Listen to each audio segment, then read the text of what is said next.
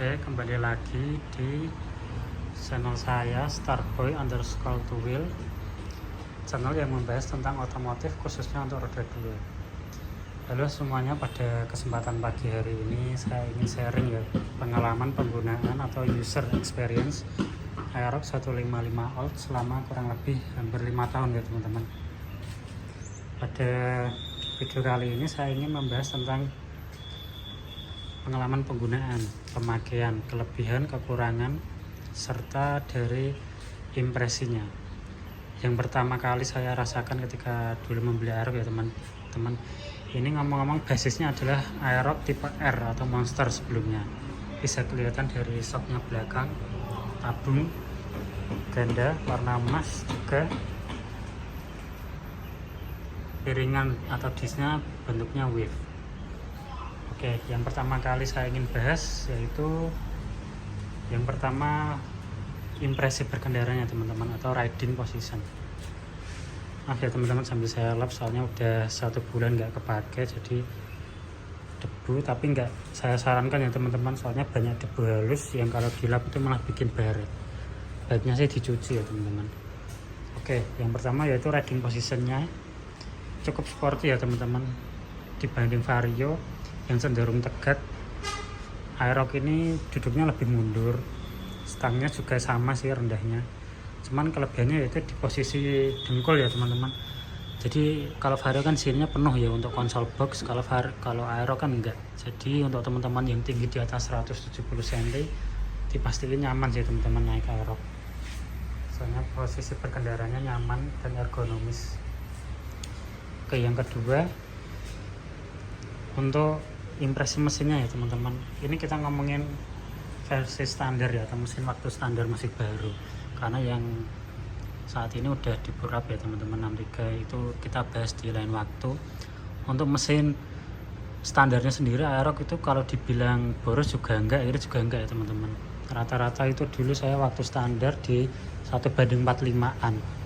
Kalau lagi touring sama teman-teman malah biasanya bisa sampai 150 dengan penggunaan BBM Pertamax 92. Lalu yang kedua untuk tenaganya sendiri terbilang cukupan ya teman-teman untuk bodi segambut Aerox. Waktu itu top speed waktu standar masih bisa sampai 115.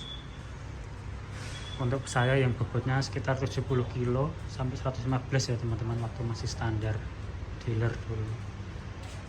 Lalu kita bahas kelebihan, kekurangan, dan alasan untuk memilih Aerox. Yang pertama pada zamannya ya teman-teman, tahun 2019 atau 2018 Aerox itu terbilang revolusioner ya teman-teman untuk ukuran matic. Waktu itu banyak gambot depan belakang, desainnya juga sporty pada masanya. Jadi itu alasan yang saya pilih Aerox ketimbang Vario 150 pada saat itu. Oke, yang selanjutnya untuk kelemahan sendiri terletak pada beberapa ya teman, bagian depan, terutama konsol box depan atau dashboard.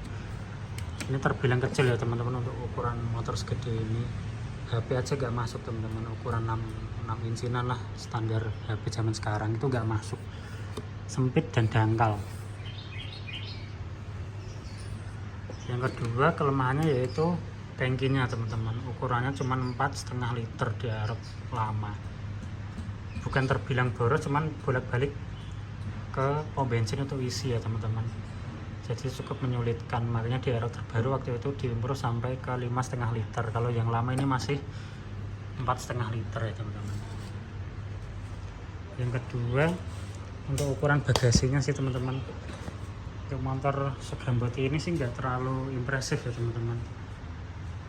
Helm aja susah masuk, helm apapun ya, kecuali helm half face yang batanya kecil atau bugu mungkin bisa masuk, cuman beberapa helm lancip sekarang sih nggak masuk sih teman-teman, cukup kecil.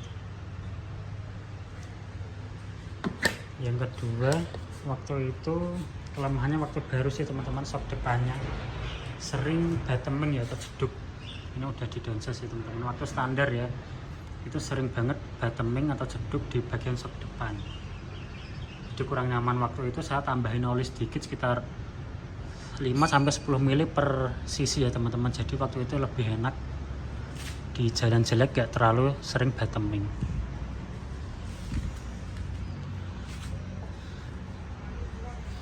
Yang kedua, sok belakangnya teman-teman. Waktu masih standar itu terbilang keras sih. Beda banget sama bagian depannya yang terbilang cukup empuk, terlalu lembut, malah yang belakangnya cenderung keras. Gitu.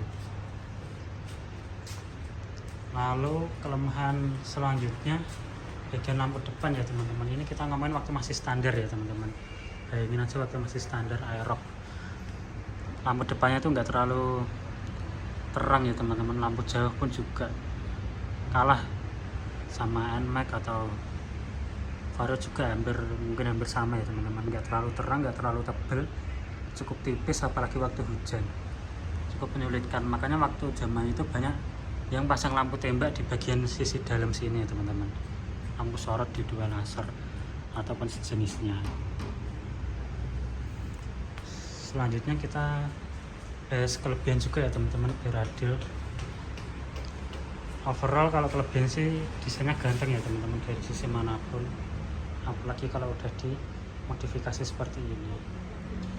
Untuk detail modifikasinya apa aja kita bahas di lain video ya teman-teman. Ini udah cukup banyak sih modifikasinya, bisa teman-teman lihat. Tapi kita bahas di video selanjutnya. Kali ini kita cuman sharing pengalaman penggunaan Aerox 155 Old selama hampir 5 tahun waktu masih standar ya teman-teman. Oke, mungkin sekian gitu aja videonya teman-teman. Terima kasih sudah menonton.